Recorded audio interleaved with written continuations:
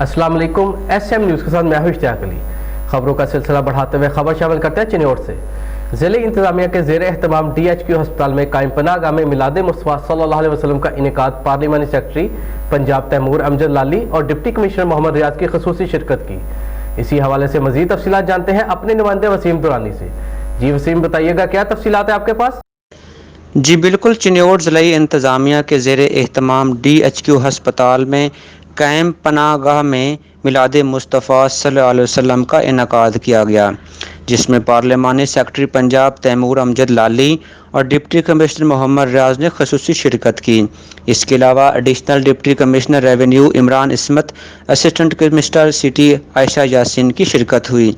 ज़िले सदर PTI ख़वातीन wing Aqsa Lali, deputy director social welfare miss Farrukh Rizwan की शिरकत हुई।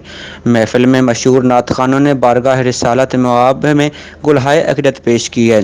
शुरकाए महफिल ने बारगाह रिसालत मवाब में दुरूद व सलाम के नजराने भी पेश किए। पनाहगाह में मकीम अफराद को पुरतकल्लुफ़ ज़ोहराना भी दिया गया। महफिल के आखिर में मुल्क की सलामती इस्तेहकाम के लिए दुआ भी की गई। जी बहुत शुक्रिया वसीम, हमें तफसीलात से आगाह करने के लिए।